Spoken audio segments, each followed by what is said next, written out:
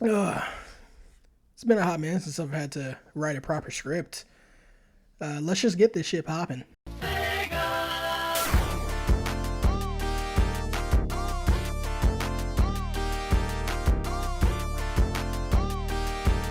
The Sonic franchise has been something that's been heavily entwined with my upbringing as a child.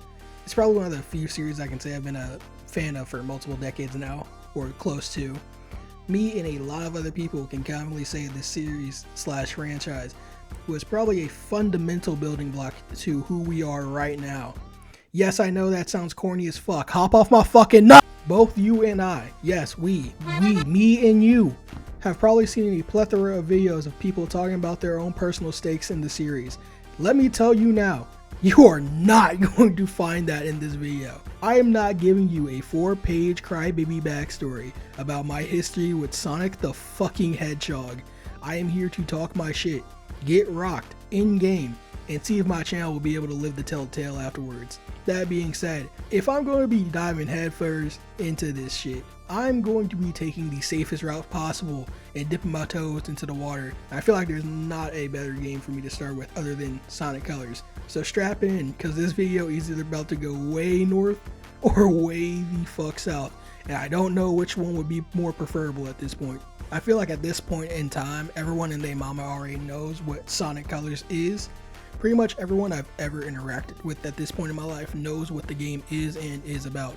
So instead of going into a giant yap fest about the game's background, I'm just going to talk about the gameplay overall and how I felt playing back in the day and right now. And before I start rambling, I'ma let it be known right this second, the footage you are probably seeing in the background as I am speaking is me playing in the Dolphin emulator. I am well aware of the fact that Sonic Colors Ultimate exists. If I see a single nigga speak about it in the comments, I will fucking tweet. I feel like playing the original game unchanged is something that I personally am more comfortable with. Ultimate was a complete shit show when it first came out, and while I am aware that Sega and multiple modders have made efforts to improve the experience, my thoughts on it are still a bit sour as a whole. And I don't feel like explaining every single thing that went wrong with it. If you want an explanation, go watch a J Reviews video. I am not talking about the shit. At least not right now. In this video. You get the fucking point. Point is, I'm playing on Dolphin for this video. For the sake of the viewing experience, I'm taking the high resolution cutscenes from YouTube, slapping it in here, but for the gameplay itself, I'm leaving it as is. Everyone understand? Yeah? Hey, you in the back, I see you drawing. Look up at the fucking screen! When people hear the words Sonic Colors, the first thing that pops into their head is probably Tropical Resort. It's the first dedicated zone and is by far the most iconic location to come out of this game. Aesthetically speaking, this is one of my personal favorites when it comes to this game. I've probably played these levels the most out of any other ones by far. Mostly out of laziness, but also due to the fact that when I was a lot younger than I am now, it was the only set of levels I could play on repeat without getting completely overwhelmed. I was a strange kid, not gonna lie. I feel like the combination of both the music and color cohesion was the main reason I found myself constantly coming back to these levels so often. The place feels super vibrant and engaging to look at, without feeling like too much is happening all at once for my eyes. If that sounds right, probably not. I know all y'all art majors are probably fuming right now with me saying that whack ass shit. With Tropical Resort being the opening zone of the game, it would make sense for these stages to act as basically a giant tutorial of what to expect out of this game, and narratively having the story start at this same location as well. Tropical Resort acts as a giant grand entrance to Eggman's Interstellar amusement park, so it makes sense that it'd be themed as one giant fairground and resort, with even the robots having props that matches the theme of the location, which is something that is done throughout the majority of the game, and it's pretty fucking dope noticing that detail after all these years. While the collection of levels for this zone can feel underwhelming compared to the rest of the game, I personally feel like it makes for the perfect introduction to the mechanics of the game and the different styles of gameplay that comes with that. This game was released as a follow-up to Sonic Unleashed, so it would be only natural that the boost mechanic would also be transferred over as well. While later games decide to use that as a massive crutch that borderline ruins the creativity of the levels, horses.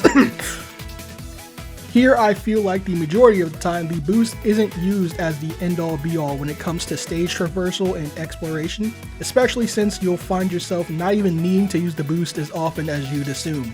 With a game like Unleashed, in order to fill up the boost meter, you need to be constantly collecting rings to fill it up while maintaining a top speed. That allowed for the levels for that game to be far more expanded in terms of just how long and reaction based they were. Here in Colors, you collect Wisp capsules to fill up your meter, and while there are the occasional robots that give you boost upon destroying them, more often than not you'll be relying on these capsules if you want to be going at a constant high speed. This leads me into one of the things I like most about Colors, that being the fact that the game doesn't just give you these things for breathing. The boost in this game is treated as a small reward, so when you do manage to get some progress on your meter, it's almost mandatory that you have to conserve your resources. Back when I didn't know what I was doing, I'd constantly find myself with an empty boost bar due to me just holding down the button without much thought or appreciation for what the game was actively shoving down my fucking eyeballs. Now that my brain doesn't have the consistency of flubber, I can actually appreciate the fact that the game doesn't just hold my hand at every turn and to some degree punishes me for not being smart with the way that I use the tools provided to me, which also gave me even more appreciation for the fact that the exploration in this game is a fucking blast if you know what you're actually fucking doing. Sonic Colors is a game that heavily leans towards exploration if you're trying to get the 100% completion, with the red rings and different rewards being scattered in different nooks and crannies throughout the levels, some more than others depending on stage length. The major thing that you're going to be using for that aspect is the Wisps. These multicolored assortment of buffoonery are the main driving factor of both the gameplay and the story itself. Narratively, Eggman is using the disguise of building a giant space park to cover up the fact that he's hijacking and harvesting these aliens to build a weapon powerful enough to take over the world, blow up the world? I can't be bothered to look it up right this second. The story itself is kind of a nothing burger and a half, but point is, slave license Eggman as well. Eggman, it's up to Sonic and the homie Tails to free the aliens and unchain their home planet, thus explaining why Sonic is able to take on these colorful transformations. You see what I did there, right? Yeah, okay, I did. Okay, I'm fucking going, man. Shit. Like I said before, Tropical Resort is a massive tutorial zone. So as a result, we get access to the Laser Wisp. And if that name feels on the nose to some degree, you'd be correct. The Wisp does exactly what the name implies. Once activated, you are able to shoot out like a laser, which allows you to either bounce off walls and nearby enemies for massive point bonuses, or guide yourself into the specially marked diamonds or ground ports. Despite being one of the more basic wisps in the game, it still provides a massive number of opportunities to discover new paths and stages, or if you're more of a speedrunner, allowing you to skip stage chunks if you don't even feel like bothering with it to begin with. While this game has a total of 7 wisps that each provide different gameplay variety, 8 if you're counting the boost wisps, I'm not going to go into each of them just yet. I feel it's more natural to talk about each one as they come up, due to having different wisps unlocked as you progress through the game. That being said, Tropical Resort ends with one of the 7 major boss fights in the game, which I will also not be talking about yet, because I have my own personal gripes with these things, and this section is already 4 pages long in the script, so I'm just segueing to the next section of this game. Gameplay wise, you unlock both Sweet Mountain and Starlight Carnival at the same time, and while yes, you can play them in any order you want, as both a kid and in present day, I usually stick with doing the zones from left to right. It just feels right. I just did that twice. Bars.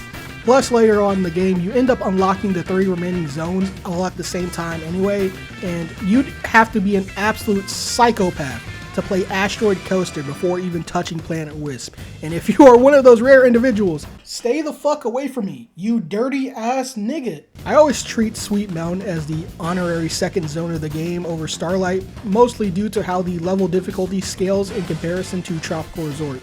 Starlight Carnival has far more opportunities for death and misery over Sweet Mountain, hence why I'm opting to talk about this zone first. If you thought Tropical Resort was bright, then Sweet Mountain cranks it up by a good 7 notches. This zone is vastly more bright in color, mainly due to the blends of different whites and light browns in combination with the greens, reds, pinks, and blues of all the candy decorations and background. The zone itself feels like it was ripped straight out of a Candyland board game, which, now that I say that out loud, is probably exactly what it was inspired by.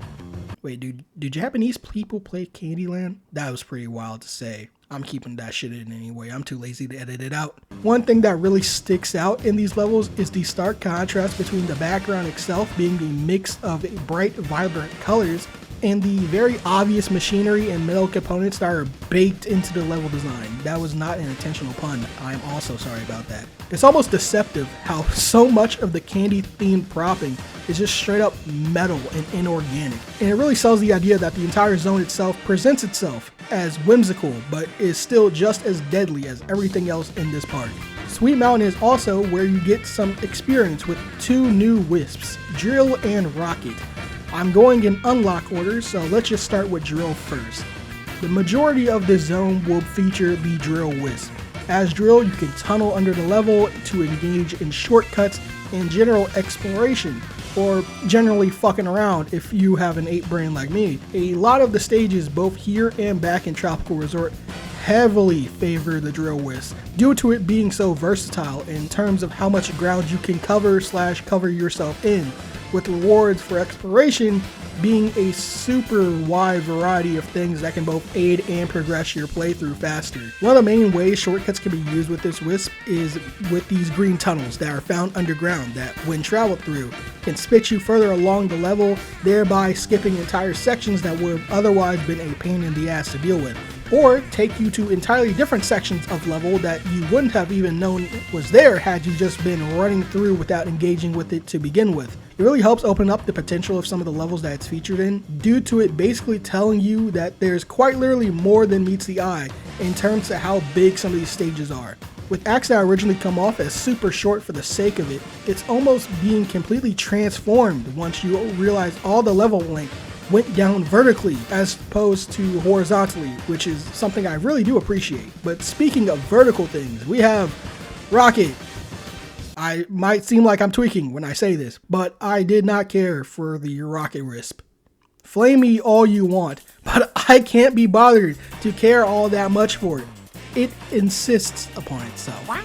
It insists upon itself. What does that even mean? Because it has a valid point to make, it's insistent! While I do have a level of appreciation for the exploration tool that it provides, it gets so little time to shine in comparison to the other wisps in the game that it feels like the Rocket fades into the background a lot of the time.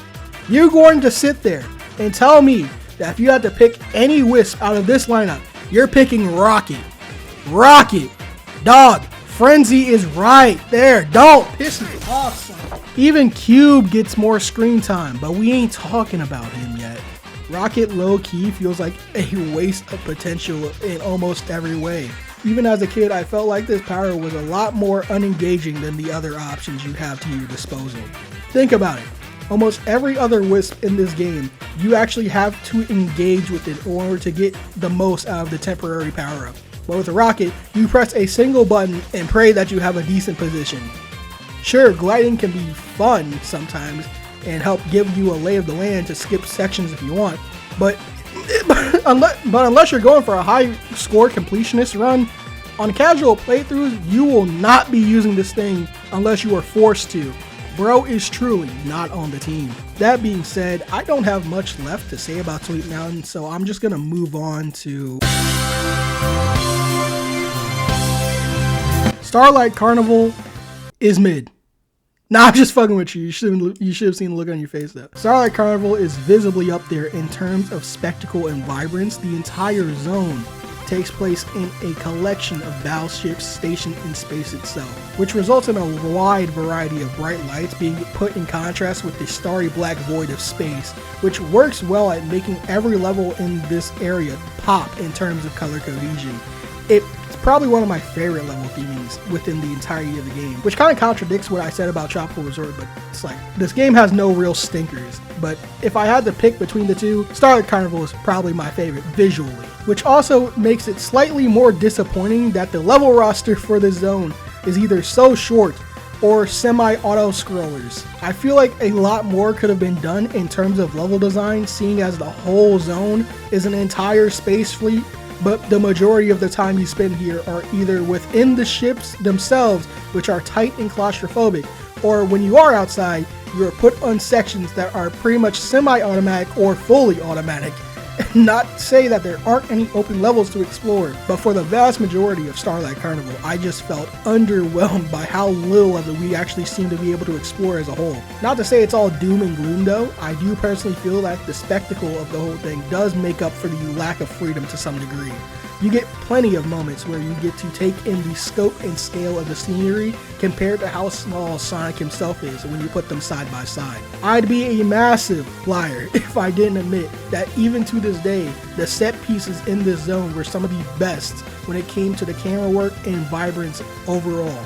Everything works so well to really make you feel small in comparison to this massive armada floating through the vastness of space around you. While a lot of the stages here suffer to some degree with the amount of automation, I still feel like the exploration is still pretty decent. And with the help of the two newly unlocked Wisps, Cube and Hover, it makes things a lot more bearable overall for me. Cube is one of those Wisps that you'd initially think is pretty lame on surface, but as the game progresses, you get more opportunities to use it, and you start to realize it was a pretty creative way to add some extra layers to the exploration and platforming in this game. By this point in the game, you've probably seen these blue rings and boxes scattered every now and then throughout the levels. These are directly linked to the Cube's ability, which when activated transforms Sonic into a cube that slams on the ground and causes the blue boxes to turn into rings that can be picked up, and turns the rings into boxes that can be used to walk on for extra stage traversal if needed. The only caveat to this power is that just like the other Wisps, it runs on a meter, so once it depletes, it'll cancel the ability and change everything back to the way it was before you used it to begin with. So let's just say that you're standing on one of those blue platforms you had changed, and let's just say the meter runs out when you're about to get ready to make your next move. I think you get the picture here. Hover is one of the few Wisps that I actually did love as a kid, mostly for the wrong reasons. With Hover, you gain the ability to fly in any direction for a short amount of time, with the only downside being that it's extremely slow and doesn't gain speed by default. However, things change when you find these ring trails for people that aren't total boomers. Under normal circumstances, Sonic is able to use an ability known as the Lightspeed Dash, which allows him to quickly follow ring trails while going faster between point A and point B. It was available as an unlock in Unleash, but for Colors, the Hover Wisp fills in to take that place for said upgrade. Throughout the many stages Hover is featured in, many secret paths and shortcuts will be presented to you via these ring trails. My younger self couldn't ever get the handle on this mechanic, however, so I usually had just tried slowly skipping over stage chunks without taking these paths into consideration. Now that my game controllers don't have a mentally stunted 10-year-old at the helm, it becomes a lot more noticeable just how crazy this Wisp is for high score runs and general shortcuts. While it does miff me to some degree when Sonic's base moveset gets nerfed to justify the addition of a power-up, I still like the fact that Hover is one of the more non-restrictive Wisps in the game. And while I wish it was available in more 3D stages, seeing as most of its appearances are in 2D levels only, I can see why the devs opted to keep the uses for this Wisp to a minimum for 3D areas, because at that point that would just be crazy overpowered if left unrestricted. Overall, Starlight Carnival is still pretty stunning, and despite the few shortcomings from me personally, it's still a pretty solid lineup of fun and engaging stages to play, despite the way I may have made it seem. The level roster here is pretty capable of holding themselves up. Once again, exploration being a contributing factor to that.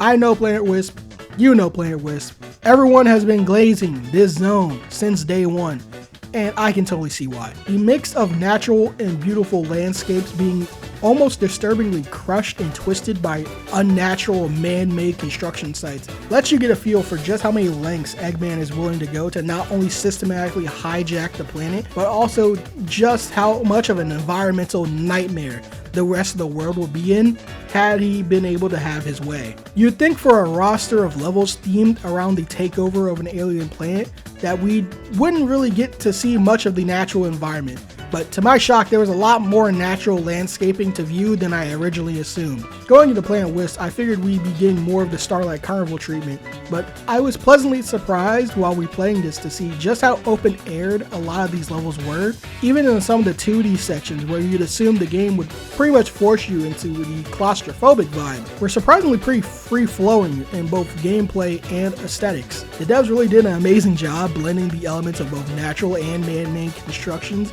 into a collection of levels that continue to feel interesting to look at no matter how many times I play through them. This is also where you get access to Spike, a wisp that allows Sonic to climb up surfaces that normally wouldn't be climbable. This is also one of those wisps that is also a pseudo replacement for one of Sonic's usual moves, the spin dash. While using Spike to spin dash is just as useful as a normal spin dash would be, I personally think you get far more value from it by using it to climb up sheer surfaces, which is why the area itself holds a lot more replay value due to the sheer amount of places one can go with the abilities of this wisp. At first I was kind of disappointed that Spike was mostly relegated to 2D stages, but looking back, I can understand why they made it the way it was. A move like the spin dash is something that works wonders in 2D restricted environments, mostly due to the fact that you would only be traveling in a single direction across the screen, thus allowing for the level design to accommodate for that fact.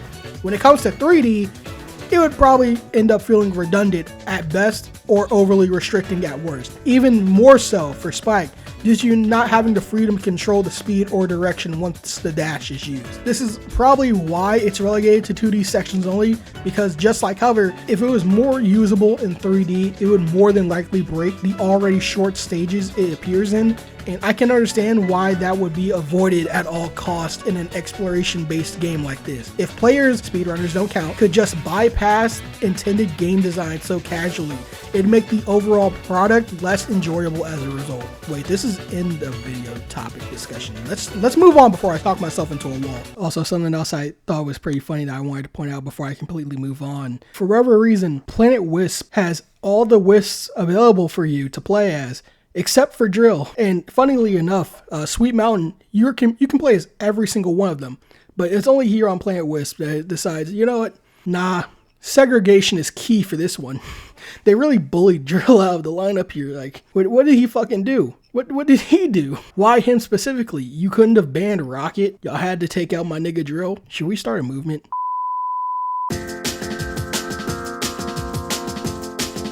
Man, fuck Aquarium Park is what I would be saying if I was still 10. I got y'all asses again. I'm 2 for 2, fuck nigga. Okay, yeah, no, it's not funny. It's not funny, man.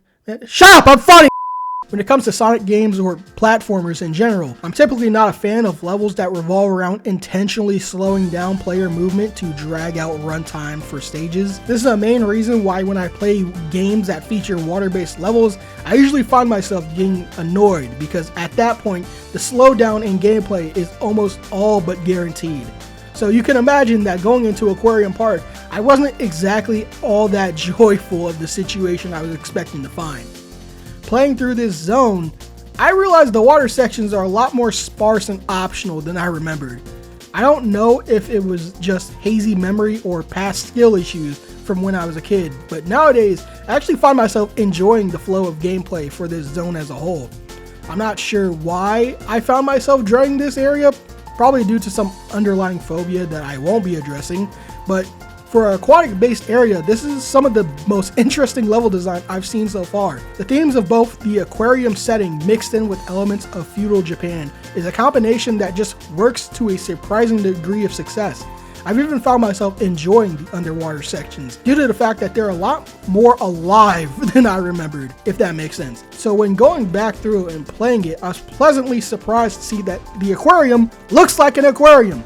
Yes, I know, foreign concept. What I'm saying is that everything about the Aquarium Park is a lot more lively and open than I originally remembered, and I'm super glad that I went back to it with an open mind. The level selection here is probably the most exploration based so far, and while you don't unlock any new wisps in this area, the ones that you do get to use here make stage traversal a lot more pleasing. Let me tell you, using Drill underwater really helps speed things up, especially since there's an entire dedicated sections of level design based around Drill, and fighting both red rings and hidden routes that you wouldn't have seen on straight runs is a lot more satisfying than if I had used anything else. Rocket's there too, but like, It's fucking Rocket. Do I need to say more? Please don't make me say more. Also, side note, I think I finally realized why I've always felt uncomfortable about this zone. And it's mainly one reason. This bastard right here. It's something about how imposing this motherfucker feels and having to run away from him that made me piss myself constantly as a kid for no reason at all. And I can hear y'all in the comments now. Oh, it's just a robot. Get over it. Look this motherfucker in the eyes and tell me there's a God. Do it. No balls. See, you can't. You can't. I'm not delusional. I swear I'm not delusional.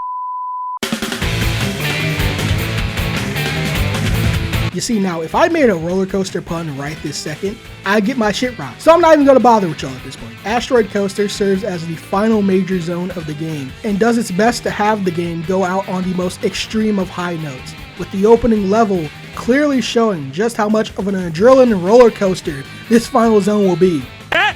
He said it! Taking place in a cluster of asteroids, this zone brings the highest chances of death via falling into the void. A lot, and I mean a lot. This also allows for some of the most creative levels to come to the forefront, from riding a variety of different coasters that lead to wildly different pathing, to navigating through asteroid clusters, even running along man-made rings that resemble the rings of Saturn. Even the color choices for this zone screams just how dangerous and toxic this place is. Asteroid Coaster doesn't just serve as an elaborate thrill ride, but also as Eggman's alien harvesting location, which he uses to drain the wisps of their life force, resulting in the creation of the unnatural Frenzy Wisp. This ball of rage and fentanyl is Frenzy, a wisp that lets Sonic transform and go on an absolute tear through the stages. Frenzy starts out small and easy to control, but the more you consume and destroy, the harder it becomes for you to control that power. And while other Wisp abilities only end after the meter runs out, Frenzy is able to be cancelled early by landing on a spring. I guess that was mostly for the sake of balance. Unlike the other Wisp, Frenzy isn't all that helpful for stage traversal. In fact, I'd say it's the exact opposite. Due to that fact, it's probably one of the best Wisps to use when you're going for huge point bonuses. Not only do you get the color bonus just for using it, but you also gain points for ripping and tearing through as much of the level and enemies as you possibly can, which makes some of the early levels you go back to a lot easier to obtain the S rank with. This thing's a fucking monster. Wait a minute. Besides Frenzy, something I like a lot about Asteroid Coaster is the way the color palette feels both toxic and also engaging. It's something about the way the toxic green water makes the environment feel 10 times more dangerous. It just does something to me. I don't know. Under normal circumstances, it probably wouldn't even be there, but due to the sheer scale of Eggman's operation, the asteroid field is getting absolutely corrupted by the waste produced by this fucking machinery. While I don't have much to say about Asteroid Coaster, I feel like it's mostly due to me not having many complaints at all. The entire zone is still a blast to play through, so I can't really find myself to come up with anything else to talk about without coming off as nitpicking. So for the sake of runtime, I'm just gonna move on and jump into the final area of this game. Terminal velocity, while being the final zone on a technicality, is only 3 levels if you can really count them as levels. Narratively, after the boss battle back in Tropical Resort, a piece of the robot gets lodged into a massive energy reserve. This causes the machine to start breaking itself apart, resulting in everyone making a mad dash out of the park before it's engulfed by a black hole that'll wipe them all out, with the first level acting as a giant automatic quick-stepping contest with a hint of boosting. And the return of this fat bastard. Once you finish that stage, you get introduced to Eggman's Hail Mary, the Mega Wisp. But before I talk about that, I think it's finally time that I properly talk about the bosses in this game.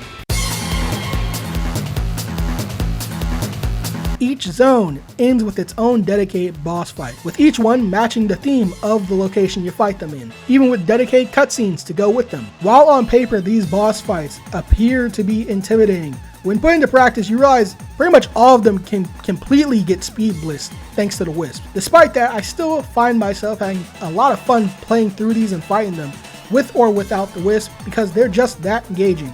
Though my only major gripe I have is with the way the last 3 bosses of the main zones were handled.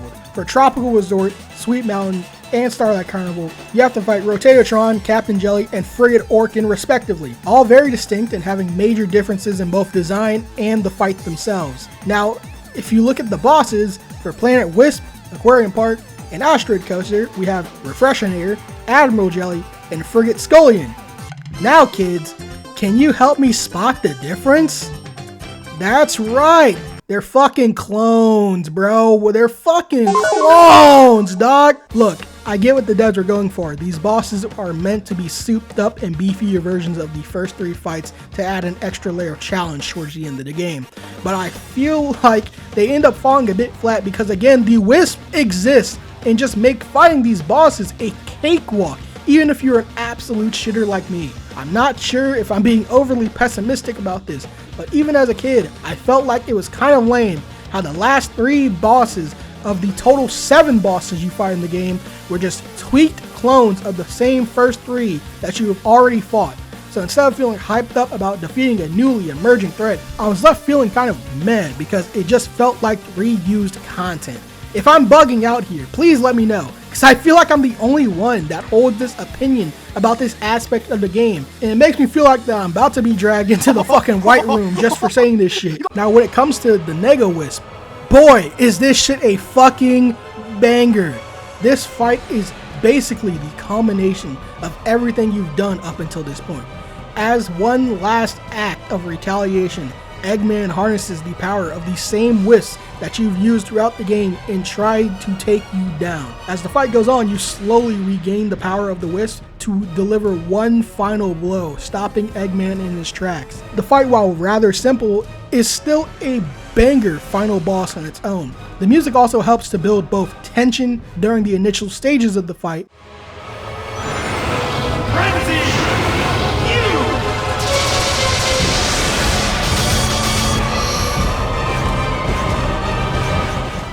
but also helps build for an epic conclusion towards the end of the fight as well.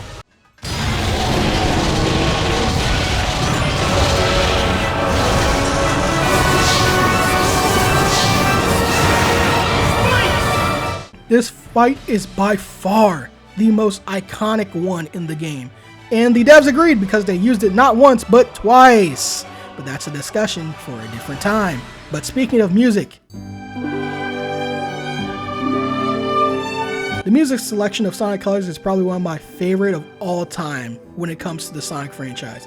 This soundtrack carried me all the way through middle and high school, and for good reason. There are no bad tracks in this game, in my opinion, because each one just fits so well, to the point where I'd even say I find myself bumping these tracks in my personal playlist a lot more than actual songs, because they're just that fucking good. One major thing I was left disappointed with about Colors Ultimate wasn't just the mind-boggling amount of audio and graphical bugs, but also the way they went about remaking the soundtrack as well.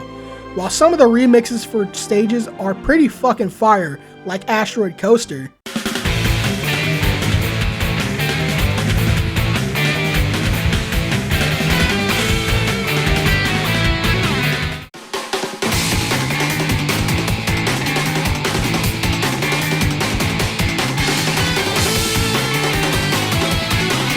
others just felt so jarring to the point where you just sit there and wonder, was this really needed to begin with? I think Tropical Resort is one of the more egregious examples of this. I mean, just listen to this shit.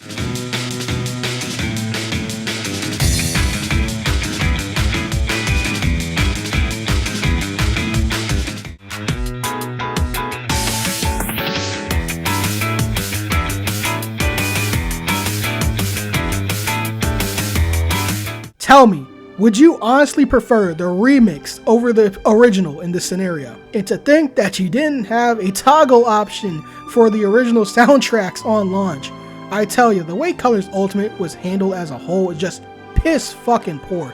Absolute disappointment. And as much as I'd like to sit here and talk about my own personal gripes with that game, there's already a plethora of videos explaining why it is the way that it is, and I'm already quadruple dipping by making this video right here. Again, playing it safe because I need ad revenue because I'm trying to make money.